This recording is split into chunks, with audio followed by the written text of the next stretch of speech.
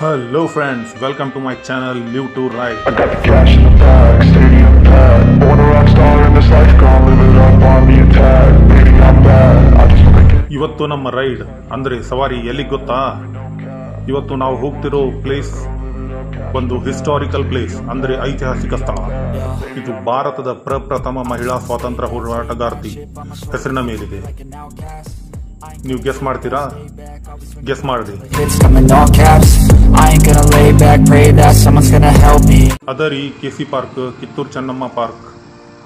ಭಾರತದ ಮೊದಲ ಮಹಿಳಾ ಸ್ವಾತಂತ್ರ್ಯ ಹೋರಾಟಗಾರ್ತಿ. ನಮ್ಮ ಧಾರವಾಡ ಮಂದಿ ಭಾಳ ಸಲ ಇದ್ರ ಮುಂದೆ ಅಡ್ಡಾಡಿದ್ರು, ಇದ್ರ ಬಗ್ಗೆ ಗೊತ್ತಿಲ್ಲ. ಈ ಪಾರ್ಕ್ ಬೆಳಗಾವಿ ಮೇನ್ ರೋಡ್ನಲ್ಲಿ ಇರೋದ್ರಿಂದ ವೀಕೆಂಡ್ನಲ್ಲಿ ಫ್ಯಾಮಿಲೀಸ್ಗೆ ಬೆಸ್ಟ್ ಪಿಕ್ನಿಕ್ ಸ್ಪಾಟ್. ಅಲ್ಲದೆ ಬೆಳಗಿನ ವಾಯುವಿಹಾರ ಅಂದರೆ ಜಾಗಿಂಗ್, ವಾಕಿಂಗ್, ಯೋಗ ಮಾಡೋದಕ್ಕೆ ಬಹಳ ಒಳ್ಳೆಯ ಪ್ಲೇಸ್. ಇಲ್ಲಿ ಹೆಚ್ಚಿನ ಜನ ಬರ್ತಾರೆ. ಈ ಪ್ಲೇಸ್ ಕ್ರಿಯೇಟಿವ್ ಜನ ಅಂದರೆ ರೈಟರ್ಸು, ಓದುಗರು, ಶಾಂತಿ ಬಯಸಿ ಬರೋರಿಗೆ ಬೆಸ್ಟ್ ಜಾಗ. ಇಲ್ಲಿ ಡಿಸ್ಟರ್ಬ್ ಮಾಡೋದಂತ ಯಾವುದೂ ವಾತಾವರಣ ಇಲ್ಲ. ಇಲ್ಲಿ ಭಾರತದ ಸ್ವಾತಂತ್ರ್ಯದ ಕ್ರಾಂತಿಯ ಕಿಡಿ ಇಲ್ಲಿಂದಾನೇ ಆರಂಭವಾಗಿದ್ದು ಅಂದರೆ ತಪ್ಪಾಗೋದಿಲ್ಲ. ಧಾರವಾಡ ವಿದ್ಯಾಕಾಶಿ ಆದ್ದರಿಂದ ಇಲ್ಲಿ ಮನೋರಂಜನಾ ಸ್ಥಳ ಅಂದರೆ ಪಿಕ್ನಿಕ್ ಸ್ಪಾಟ್ ಕಡಿಮೆ. ಇಲ್ಲಿ 80s 90s ಪಿಕ್ನಿಕ್ ಸ್ಪಾಟ್ ಅಂತಂತಂದರೆ ಧಾರವಾಡ ಕಿತ್ತೂರು ಚೆನ್ನಮ್ಮ ಪಾರ್ಕ್ ಮತ್ತು ಝೂ. ಧಾರವಾಡದಲ್ಲಿ ಇದರಷ್ಟು ದೊಡ್ಡ ಪಾರ್ಕ್ ಯಾವುದೂ ಇಲ್ಲ. ನಮ್ಮ ಕಿತ್ತೂರು ರಾಣಿ ಚೆನ್ನಮ್ಮ ಇವರು ಇಲ್ಲಿ ಬ್ರಿಟಿಷ್ ಅಧಿಕಾರಿಯೊಡನೆ ಸೆಂಟ್ ಜಾನ್ ಥ್ಯಾಕರೆ ಎಂಬ ಬ್ರಿಟಿಷ್ ಅಧಿಕಾರಿಯನ್ನು ಯುದ್ಧದಲ್ಲಿ ಸೋಲಿಸಿ ಆತ ಇಲ್ಲೇ ಮರಣ ಹೊಂದುತ್ತಾನೆ. ಅದಕ್ಕೆ ಸಾಕ್ಷಿ ಪುರಾವೆಯಂತೆ ಬ್ರಿಟಿಷ್ ಅಧಿಕಾರಿ ಥ್ಯಾಕರೆಯ ಸ್ಮಾರಕ ಅಂದರೆ ಸಮಾಧಿಯ ಪಿಲ್ಲರ್ ಇಲ್ಲೇ ಸಾಕ್ಷಿ ಪುರಾವೆಯಂತೆ ನಿಂತಿದೆ. ನೀವು ಎಷ್ಟೋ ಸರ್ತೆ ಇದ್ರ ಮುಂದೆನೇ ಅಡ್ಡಾಡಿರ್ತೀರಿ, ಆದರೂ ಎಷ್ಟೋ ಜನಕ್ಕೆ ಗೊತ್ತಿಲ್ಲ ಇದೊಂದು ಐತಿಹಾಸಿಕ ಸ್ಥಳ ಅಂತ. ಭಾರತದ ಸ್ವಾತಂತ್ರ್ಯದ ಹೋರಾಟದ ಕಿಡಿ ಇಲ್ಲಿಂದನೇ ಸ್ಟಾರ್ಟ್ ಆಗಿರೋದಂತಂದೇಳಿ. ಆದರೆ 80 ಮತ್ತು 90ರ ಕಿಡ್ಸ್ ಏನಿದಾರಲ್ಲ, ಧಾರವಾಡದ ಕಿಡ್ಸ್, ಎಸ್ಪೆಷಲಿ ಧಾರವಾಡದವರು, 80s 90s ಕಿಡ್ಸ್ಗೆ ಇದೊಂದೇ ಆಸರೆ ಇತ್ತು. ಯಾಕಂದರೆ 80 90ರೊಳಗೆ ನಮ್ಮ ಧಾರವಾಡದಲ್ಲಿ ಝೂ ಇತ್ತು. ಕೇಳಿ ಶಾಕ್ ಆಗಿರ್ಬೋದಲ್ಲ ನಿಮಗೆ? ಹೌದು, ನೀವು ಯಾರಾದರೂ ಇದ್ದರೆ ಕೇಳಿ ನೋಡ್ರಿ. 80 90ದವ್ರು ಇದ್ದರೆ ಕೆಸಿ ಪಾರ್ಕ್ ಒಳಗಡೆ ಝೂ ಇತ್ತು. ನೀವು 80s 90sದವ್ರು ಇದ್ದರೆ ಕಮೆಂಟ್ ಒಳಗಡೆ ಮೆನ್ಷನ್ ಮಾಡಿರಿ ನೀವು ಯಾವಾಗಾದರೂ ಝೂಗೆ ಹೋಗಿದ್ರಿ ಅಂತಂದೇಳಿ. ಆದರೆ ಕಾರಣಾಂತರಗಳಿಂದ ಆ ಝೂನ ಕ್ಲೋಸ್ ಮಾಡಿದರು. ನಾಲ್ಕು ಸಣ್ಣವರ್ತಾ ಭಾಳ ಸಲ ಹೋಗಿ ಕೆಸಿ ಪಾರ್ಕ್ ಝೂನ ಭಾಳ ಸಲ ವಿಸಿಟ್ ಮಾಡಿದ್ದೆ. ಫ್ರೆಂಡ್ಸ್, ನಾನು ಮೊದಲೇ ಹೇಳಿದಂತೆ ಇವತ್ತು ಧಾರವಾಡದ ಬೆಳಗಾವಿ ರೋಡ್ನಲ್ಲಿರುವ ಕೆಸಿ ಪಾರ್ಕ್ನಲ್ಲಿ ನಾವು ಇವಾಗಿದ್ದೀವಿ. ಕೆಸಿ ಪಾರ್ಕ್ ಅಂದರೆ ಕಿತ್ತೂರು ಚೆನ್ನಮ್ಮ ಪಾರ್ಕ್, ರಾಣಿ ಕಿತ್ತೂರು ಚೆನ್ನಮ್ಮ. ಹಾಗಾದರೆ ಬನ್ನಿ ವೀಕ್ಷಕರೇ, ಸ್ವಲ್ಪ ಕಿತ್ತೂರು ಚೆನ್ನಮ್ಮ ಅವರ ಇತಿಹಾಸದ ಬಗ್ಗೆ ಕಲೆ ಹಾಕೋಣ. 1585ರಲ್ಲಿ ಕಿತ್ತೂರಿನ ಸಾಮ್ರಾಜ್ಯದ ಸ್ಥಾಪನೆಯಾಯಿತು. ಕಿತ್ತೂರು ಚೆನ್ನಮ್ಮ 23 ಅಕ್ಟೋಬರ್ 1778ರಲ್ಲಿ ಜನನ ಹೊಂದುತ್ತಾರೆ. ಕಿತ್ತೂರಿನ ಭಾರತೀಯ ರಾಣಿ ಇಂದಿನ ಕರ್ನಾಟಕದಲ್ಲಿ ಹಿಂದಿನ ರಾಜ್ಯ ಪ್ರಭುತ್ವದ ರಾಜ್ಯವಾಗಿತ್ತು. ತನ್ನ ಪ್ರಭುತ್ವದ ಮೇಲೆ ಹಿಡಿತವನ್ನು ಉಳಿಸಿಕೊಳ್ಳುವ ಪ್ರಯತ್ನದಲ್ಲಿ ಪ್ಯಾರಾಮೌಂಟ್ಸಿಯನ್ನು ವಿರೋಧಿಸಿ ಬ್ರಿಟಿಷ್ ಈಸ್ಟ್ ಇಂಡಿಯಾ ಕಂಪನಿಯ ವಿರುದ್ಧ ಸಶಸ್ತ್ರ ವಿರೋಧವನ್ನು ಅವಳು ಮುನ್ನಡೆಸಿದಳು. ಅವರು ಮೊದಲ ದಂಗೆಯಲ್ಲಿ ಕಂಪನಿಯನ್ನು ಸೋಲಿಸಿದರು, ಆದರೆ ಎರಡನೇ ದಂಗೆಯ ನಂತರ ಯುದ್ಧದ ಕೈದಿಯಾಗಿ ನಿಧನರಾದರು. ಬ್ರಿಟಿಷ್ ವಸಾಹತುಶಾಹಿ ವಿರುದ್ಧ ಕಿತ್ತೂರು ಪಡೆಗಳನ್ನು ಮುನ್ನಡೆಸಿದ ಮೊದಲ ಮತ್ತು ಕೆಲವೇ ಮಹಿಳಾ ಆಡಳಿತಗಾರರಲ್ಲಿ ಒಬ್ಬರಾಗಿ ಅವರು ಕರ್ನಾಟಕದಲ್ಲಿ ಜಾನಪದ ನಾಯಕಿಯಾಗಿ ನೆನಪಿಸಿಕೊಳ್ಳುತ್ತಾರೆ. ಅವರು ಭಾರತೀಯ ಸ್ವಾತಂತ್ರ್ಯ ಚಳವಳಿಯ ಪ್ರಮುಖ ಸಂಕೇತವೂ ಹೌದು. ಅವರ ಬಾಲ್ಯದ ಆರಂಭಿಕ ಜೀವನ. ಕಿತ್ತೂರು ಚೆನ್ನಮ್ಮ ಅವರು 23 ಅಕ್ಟೋಬರ್ 1778ರಂದು ಭಾರತದ ಕರ್ನಾಟಕದ ಪ್ರಸ್ತುತ ಬೆಳಗಾವಿ ಜಿಲ್ಲೆಯ ಕಾಕ್ತಿ ಎಂಬ ಸಣ್ಣ ಹಳ್ಳಿಯಲ್ಲಿ ಜನಿಸಿದರು. ಲಿಂಗಾಯತ ಸಮುದಾಯಕ್ಕೆ ಸೇರಿದ ಆಕೆ ಚಿಕ್ಕ ವಯಸ್ಸಿನಿಂದಲೇ ಕುದುರೆ ಸವಾರಿ, ಕತ್ತೆ ಒರೆಸಿ ಮತ್ತು ಬಿಲ್ಲುಗಾರಿಕೆಯಲ್ಲಿ ತರಬೇತಿ ಪಡೆದಿದ್ದಳು. ಮನೆತನದ ರಾಜ ಮಲ್ಲಸರ್ಜನ್ ಎಂಬಾತನನ್ನು 15ನೇ ವಯಸ್ಸಿನಲ್ಲಿ ಮದುವೆಯಾದಳು. ಬ್ರಿಟಿಷರ ವಿರುದ್ಧ ದಂಗೆ. ಚೆನ್ನಮ್ಮನ ಪತಿ 1816ರಲ್ಲಿ ನಿಧನರಾದರು.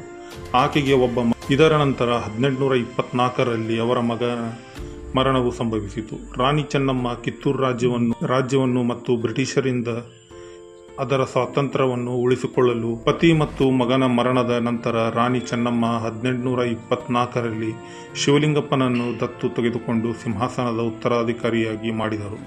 ಇದು ಈಸ್ಟ್ ಇಂಡಿಯಾ ಕಂಪನಿಯನ್ನು ಕೆರಳಿಸಿತು. ಇವರು ಶಿವಲಿಂಗಪ್ಪನ ಅವರನ್ನು ಹೊರಹಾಕಲು ಆದೇಶಿಸಿದರು.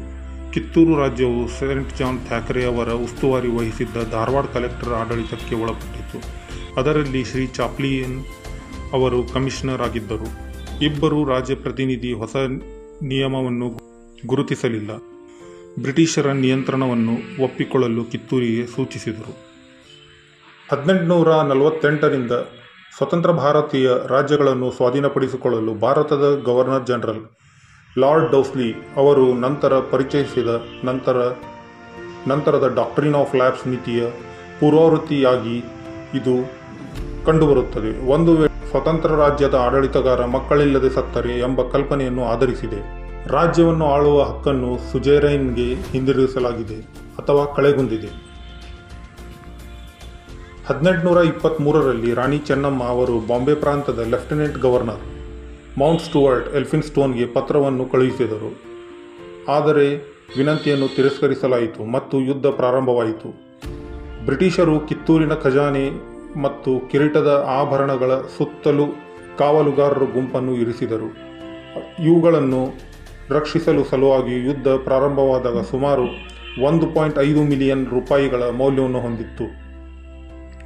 ಅವರು 20,797 ಪುರುಷರು ಮತ್ತು 437 ಬಂದೂಕುಗಳ ಬಲವನ್ನು ಕೂಡ ಸಂಗ್ರಹಿಸಿದ್ದರು.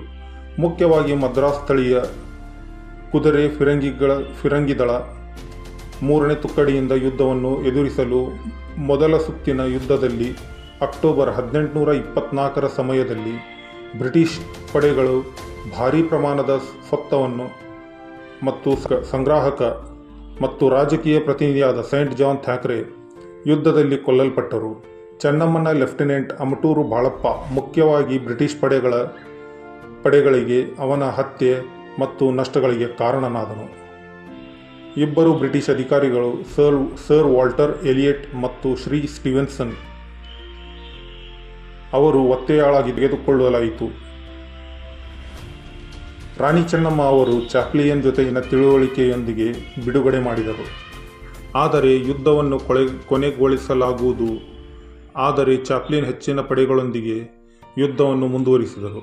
ಎರಡನೇ ದಾಳಿಯ ಸಮಯದಲ್ಲಿ ಸೋಲಾಪುರದ ಸಬ್ ಕಲೆಕ್ಟರ್ ಥಾಮಸ್ ಮುನ್ರೋ ಅವರ ಸೋದರಳಿಯ ಮುನ್ರೋ ಕೊಲ್ಲಲ್ಪಟ್ಟರು. ರಾಣಿ ಚೆನ್ನಮ್ಮ ತನ್ನ ಡೆಪ್ಯೂಟಿ ಸಂಗೊಳ್ಳಿ ರಾಯಣ್ಣನ ಸಹಾಯದಿಂದ ತೀವ್ರವಾಗಿ ಹೋರಾಡಿ ಆದರೆ ಅಂತಿಮವಾಗಿ ಸೆರೆ ಹಿಡಿಯಲ್ಪಟ್ಟಳು ಮತ್ತು ಬೈಲ್ಹೊಂಗಲ್ ಕೋಟೆಯಲ್ಲಿ ಬಂಧಿಸಲ್ಪಟ್ಟಳು. ಅಲ್ಲಿ ಅವಳ ಆರೋಗ್ಯ ಹದಗೆಟ್ಟ ಕಾರಣ 21 ಫೆಬ್ರವರಿ 1829ರಂದು ನಿಧನರಾದಳು. ಸಂಗೊಳ್ಳಿ ರಾಯಣ್ಣ 1829ರವರೆಗೆ ಗೆರಿಲ್ಲಾ ಯುದ್ಧವನ್ನು ಮುಂದುವರಿಸಿದನು. ಅವನನ್ನು ಸೆರೆ ಹಿಡಿಯುವವರೆಗೂ ದತ್ತು ಪಡೆದ ಬಾಲಕ ಶಿವಲಿಂಗಪ್ಪನನ್ನು ಕಿತ್ತೂರಿನ ಆಡಳಿತಗಾರನಾಗಿ ಪ್ರತಿಷ್ಠಾಪಿಸಲು ಬಯಸಿದನು. ಆದರೆ ರಾಯಣ್ಣನನ್ನು ಹಿಡಿದು ಗಲ್ಲಿಗೇರಿಸಲಾಯಿತು. ಶಿವಲಿಂಗಪ್ಪನನ್ನು ಬ್ರಿಟಿಷರು ಬಂಧಿಸಿದರು.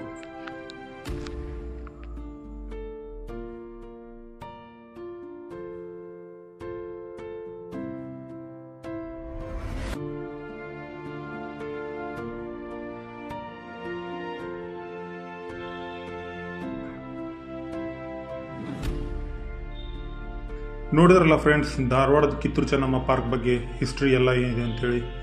ಆ್ಯಕ್ಚುಲಿ ಇದೇ ಥರ ಪಿಲ್ಲರ್ಸ್ ಇಲ್ಲಿ ಮಣಿಕಿಲ್ಲ ಅನ್ನೋ ಏರಿಯಾ ಒಳಗಡೆ ಸಿಕ್ಕಾಪಟ್ಟೆ ಇದ್ದಾವೆ. ಅಲ್ಲೊಂದು ಸೆಮಿಟ್ರಿನೇ ಇದೆ, ಬ್ರಿಟಿಷ್ ಸೆಮಿಟ್ರಿ, ಅಂದರೆ ಬ್ರಿಟಿಷ್ ಸ್ಮಶಾನನೇ ಇದೆ. ಅದನ್ನು ಮತ್ತೊಮ್ಮೆ ನಾನು ರಿವ್ಯೂ ಮಾಡ್ತೀನಿ ಮತ್ತೊಂದು ವಿಡಿಯೋದಲ್ಲಿ. ಧಾರವಾಡದಲ್ಲಿ ನೀವು ಅಂದ್ಕೊಂಡಂಗೆ ಇದೊಂದೇ ಐತಿಹಾಸಿಕ ಸ್ಥಳ ಇಲ್ಲ. ಧಾರವಾಡದಲ್ಲಿ ಹೆಚ್ಚಿನ ಐತಿಹಾಸಿಕ ಸ್ಥಳಗಳಿವೆ. ಮತ್ತೆ ಮುಂದಿನ ವಿಡಿಯೋದಲ್ಲಿ ಬೇರೆ ಪ್ಲೇಸ್ನೊಂದಿಗೆ ಭೇಟಿಯಾಗೋಣ. ನಮ್ಮ ವಿಡಿಯೋ ನಿಮ್ಗೆ ಹೆಂಗೆ ಅನ್ನಿಸ್ತು ಲೈಕ್ ಮಾಡಿರಿ, ಶೇರ್ ಮಾಡಿರಿ, ನಿಮ್ಮ ಫ್ಯಾಮಿಲಿ ಜೊತೆಗೆ ಸಬ್ಸ್ಕ್ರೈಬ್ ಮಾಡಿರಿ, ಕಮೆಂಟ್ ಮಾಡಿರಿ, ನಿಮ್ಮ ಫ್ಯಾಮಿಲಿ ಫ್ರೆಂಡ್ಸ್ಗೆಲ್ಲ ಶೇರ್ ಮಾಡಿರಿ.